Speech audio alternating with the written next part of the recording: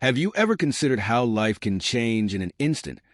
How someone you trust and love could betray you in the most devastating way? If it happened to you, how would you handle it? Would you forgive, or would you move forward, leaving everything behind? Before I share my story, I want to ask you something. If you don't want your world turned upside down like mine, subscribe to my channel. Here, we share real-life lessons from true stories, just like this one. Share your thoughts in the comments, and don't forget to like this video to support the work we do. Now, let's dive into my story. Life had thrown me challenges before, but nothing had prepared me for what was about to unfold. Carol was my everything, my anchor, my confidant, the person I loved most in the world. I believed our love could endure anything, but she shattered that belief in a way that left me irreparably broken. Before doubt crept in, our life seemed blissfully ordinary. Mornings were spent talking about our children's futures over breakfast. Together, we figured out how to help Joe after he was expelled from college for prioritizing parties over studies. We were a family, or at least, that's what I thought. But a few weeks ago, Carol started to change. She stopped checking in with me like she used to. Her evenings were suddenly filled with outings she explained as meeting friends. Something about it felt off, but I kept brushing away my unease.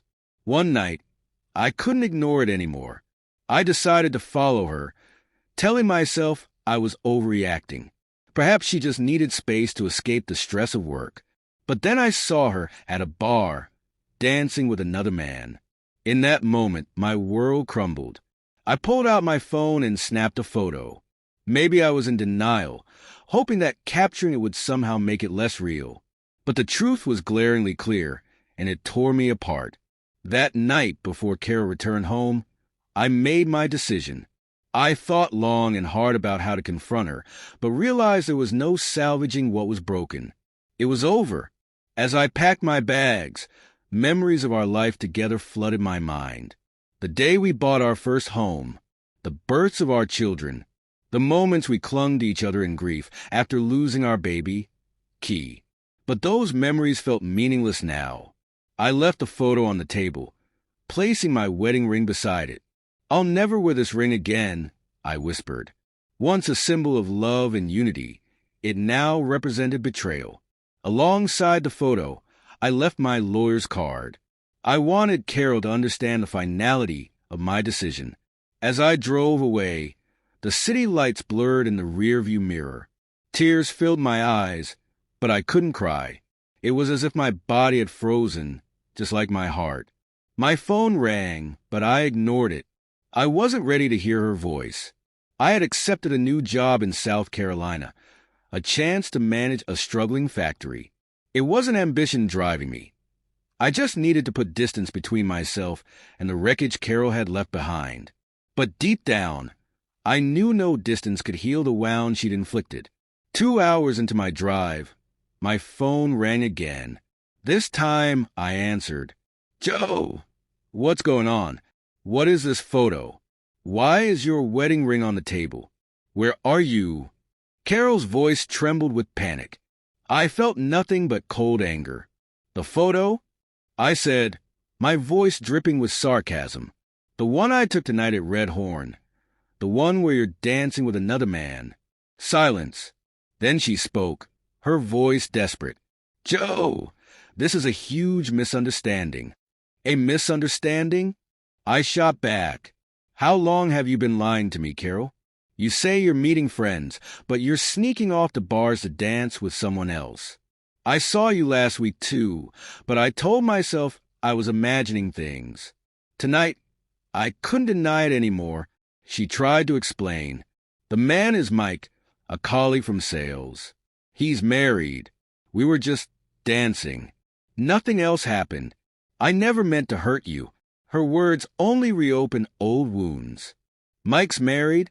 Like Devin was married, remember?" I said coldly. Silence again.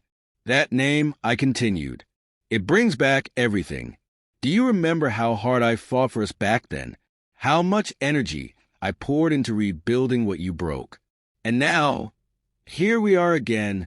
Carol broke into sobs, But her tears didn't move me. "I've made arrangements for the kids," I said, my voice steady. "The house is yours. The loans are paid off. I left a fair divorce settlement for you to sign. You can have a fresh start, but don't expect anything else from me." With those words, I hung up. Her sobs were nothing more than echoes of a past that had slipped away, a life I was leaving behind. As I neared South Carolina, the storm in my mind began to quiet, but the pain remained, a heavy weight in my chest, an emptiness that swelled whenever I thought of Carol's voice, her tears, and the love we once shared. I couldn't help but question myself. Had I made the right decision? But each time doubt crept in, I reminded myself, "Joe, you're reclaiming your life. This is what's best for both of you." When I arrived at the factory, the reality of my new role hit me hard. The previous manager had left a mess, disorganized operations, unmotivated staff, and plummeting productivity. But the chaos was a blessing in disguise. It consumed my time and energy, leaving me little space to dwell on Carol or her betrayal. Day by day, I began adjusting to my new life in this unfamiliar city. The rhythm of long work hours kept my mind occupied. Still, the nights were quiet, and in those moments, the weight of loneliness would creep back in.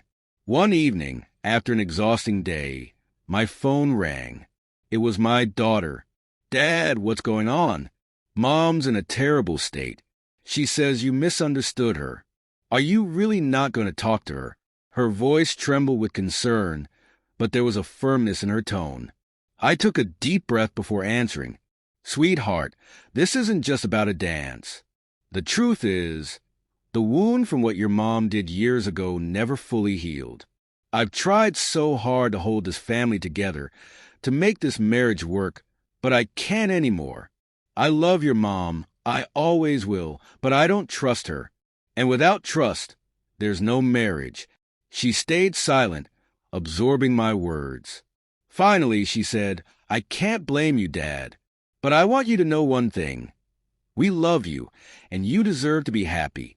I just hope you find peace in the end." Her words touched something deep within me. Maybe, for the first time, I realized I was on the right path. Months passed. The divorce was finalized, and Carol maintained her story that the man she danced with was just a co-worker. But for me, it was never only about that dance. It was the culmination of years of unhealed wounds, unresolved pain, and buried distrust.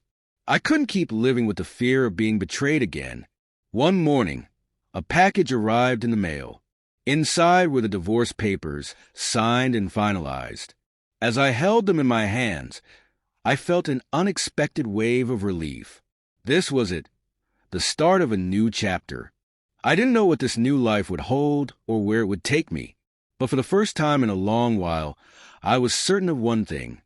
I was in control now.